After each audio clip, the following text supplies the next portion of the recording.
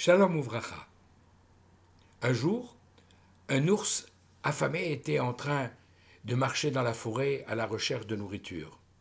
Un jour passa, 2 jours, et la faim le tiraillait de plus en plus. Il était désespéré, il s'est dit, il n'y a pas d'autre solution. Je vais aller me faire embaucher dans un zoo, je préfère être dans une cage, mais au moins avoir ma nourriture, plutôt que de mourir de faim. Il contacte la direction d'un zoo, prend rendez-vous avec le directeur et lui expose sa situation en lui demandant d'être embauché comme ours dans le zoo. Le directeur lui dit « Je suis désolé, on a ce qu'il faut comme ours. Par contre, il y a un singe qui vient de mourir il y a quelques jours et on n'a pas trouvé de remplaçant. Donc si vous voulez faire le singe, je peux bien vous proposer un poste. » Et l'ours lui dit mais j'ai aucune idée de ce que fait un singe. J'ai jamais été un singe de ma vie. Le directeur lui dit rassurez-vous, on va vous faire suivre un stage d'adaptation et vous allez apprendre à être un singe comme si vous étiez né un singe depuis le premier jour. Comme il n'y a pas d'autre solution, il accepte. Et on lui apprend à grimper aux arbres, à faire des grimaces, même à fumer des cigarettes. Et lorsque sa formation est terminée, on le met en place à son poste. Alors il passe sa journée à grimper aux arbres, à faire des cabrioles, des grimaces. Et après toute une journée, on lui amène sa nourriture, mais le préposé lui amène quoi? Quelques bananes et une poignée de cacahuètes. C'est ça le repas, à peine un apéritif. Il se dit que si ça continue comme ça, il va mourir de faim. C'est pas un repas pour un ours, ça. Alors dès le lendemain, il décide de se promener dans le zoo pour voir s'il n'y a pas un poste qui serait mieux adapté à sa constitution.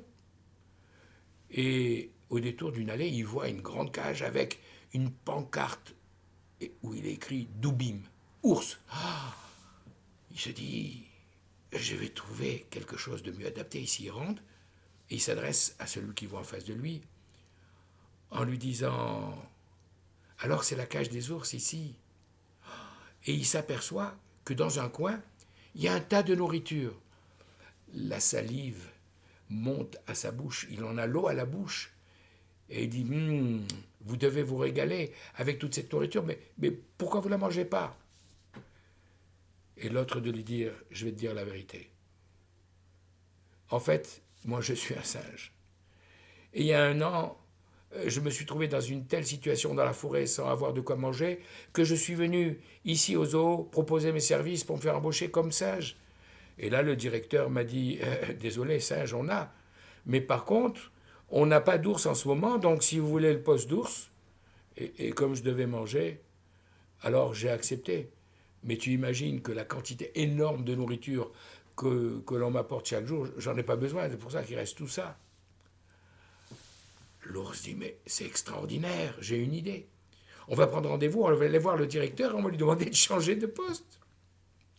Le lendemain, à l'heure du rendez-vous, l'ours expose la situation et le directeur lui dit, mais il n'en est pas question. Il est en colère, il tape sur la table, il dit, vous garderez chacun votre poste. Toi, l'ours, tu continueras à faire le singe et toi, le singe, tu continueras à faire l'ours.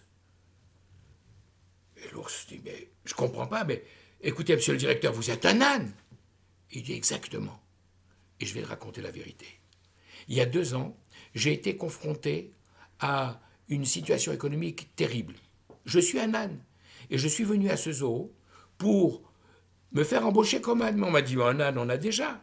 Par contre, le directeur a démissionné il y a quelques jours et on n'a pas trouvé de remplaçant. Donc si tu veux être directeur, tu peux être directeur. Et c'est comme ça que l'âne était un directeur ou le directeur un âne, l'ours un singe et le singe un ours. Cette histoire peut illustrer un des enseignements de notre paracha. Parachat est mort qui s'adresse directement aux Kohanim.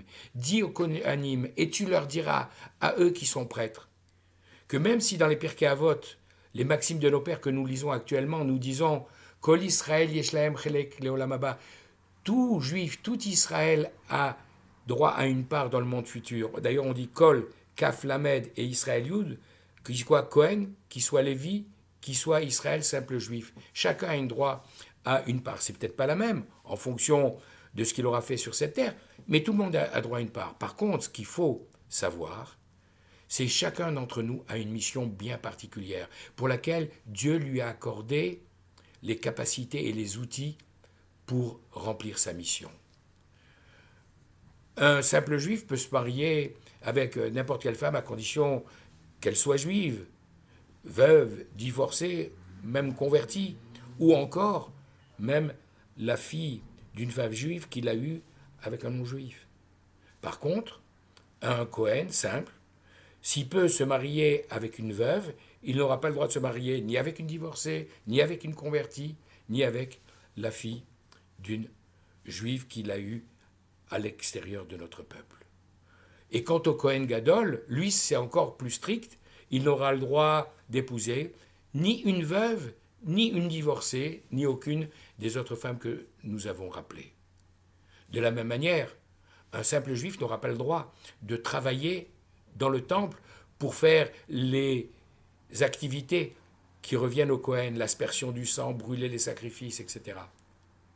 Et le Cohen Gadol sera le seul autorisé une fois par an, le jour de Yom Kippour, à rentrer dans le Saint des Saints.